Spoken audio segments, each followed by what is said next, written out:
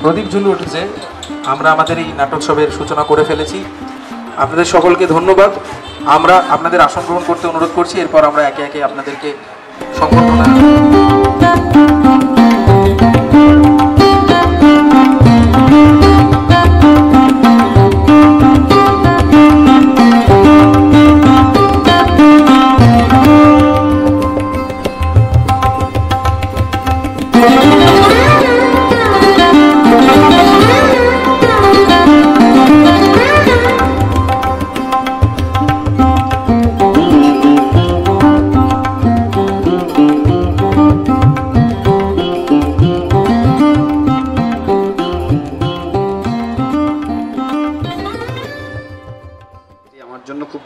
সৌভাগ্যের। রাহুল আমার খুবই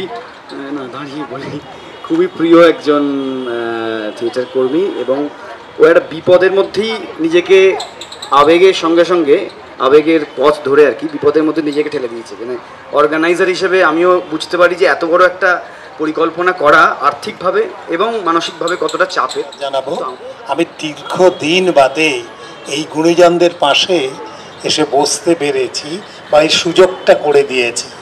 আমার যা মনে পড়ছে 30 বছর তো হবেই, তারপরে এরকম একটা সুযোগে আমি মানে এতদিন ছিলাম নন্দকাননে। যাই হোক, প্রত্যুত্তরের আরও শ্রীবৃদ্ধি ঘটুক, ভবিষ্যতে আরও সুন্দরভাবে এরকম অনুষ্ঠান হবে এই আশা রেখে আমি আমার বক্তব্য শেষ করছি। সবাই তো সবই বলে দিল, এগুলো আমি আর রিপিট করছি না। আমি একটু অন্য দিক থেকে বলি যে এই মঞ্চে আমার সঙ্গে যারা রয়েছেন এবং আপনারা যারা রয়েছেন সবাইকে শুভেচ্ছা জানাচ্ছি। আর আমি একমাত্র ব্যক্তি যে এই অঞ্চলের প্রতিনিধিত্ব করছি এই মঞ্চে আজকে। যে আমি একটু অতীতে চলে যেতে চাই। রাহুল ও যখন প্রথম এলো থিয়েটার করতে আমার কাছে, একদম ছোট্ট বালকই বলা চলে, সেইখান থেকে আজকে যেই জায়গায় ও নিজেকে নিয়ে গেছে সম্পূর্ণ ওর কৃতিত্ব। আর বেশি কিছু বলার নেই। আমার খুব ভালো লাগছে। তাদেরকে আমার অভিনন্দন। এই প্রথম দিন এরকম প্রদীপ জ্বালাবার জন্য ডেকেছেন। বয়সে বড় হলে কতগুলো সুবিধা পাওয়া যায় আর কি। প্রথমে সব কিছু পেলাম, দান দুব্য ইত্যাদি সব কিছু, কিন্তু এইগুলো জোগাড় করার পেছনে যে পরিশ্রম এবং যে অর্থটা দরকার সেটা যে মানে পাগলার মধ্যে কোন পর্যায়ে পৌঁছে গেছে সেটারও একটু একটু খবর পেলাম। পেয়ে ভালোও লাগে, খারাপও লাগে। খারাপ লাগে এই কারণে যে এই বোঝাটা অনেক দিন ধরে ওকে বইতে হবে।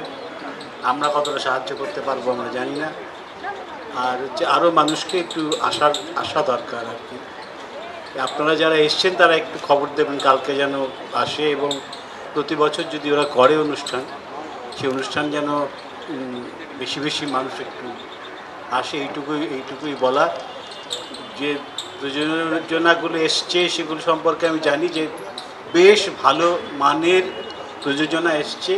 আপনারা দেখুন, দেখে আপনাদের ভালো লাগবে এবং আপনারা একটু আরও বেশি মানুষকে সঙ্গে নিয়ে আসুন। এটুকুই বলা। ওদের সাফল্য কামনা করি। যা বলবো তাতে আমাদেরই বিপদ, কারণ শেষ নাটকটা আমাদেরই আছে।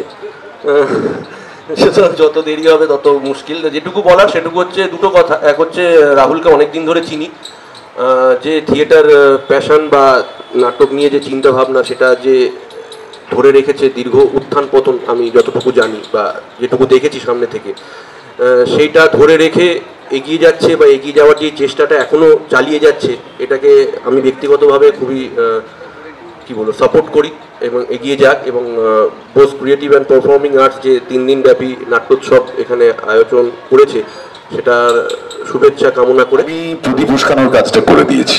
ওটাই তো আমার কাজ ছিল, করেছি।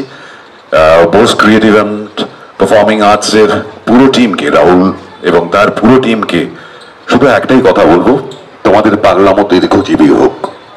এই পাগলামোটা না থাকলে কিন্তু আর্ট অ্যান্ড কালচার এগোয় না। যে এইরকম একটা অন্য ধরনের থিয়েটার ফেস্টিভ্যাল বা নাট্য উৎসবকে সামনে নিয়ে আসা আরও বেশি মানুষের কাছে। আপনারা দেখুন, 3 দিন ধরে পারফরমেন্স দেখুন, বিভিন্নভাবে উপভোগ করুন নানা ধরনের পারফরমেন্স। আমার শুভেচ্ছা। আমাদের নটে স্টোরি টেলারের পারফরমেন্সটাই উদ্বোধনী পারফরমেন্স, এখানে করতে পারবো না, ভেতরেই করবো, একটু পরেই শুরু হবে। আপনাদের সবাইকে আমন্ত্রণ জানালাম। আবারও Bose creative and performing arts এর প্রতি আমার শুভেচ্ছা রইল।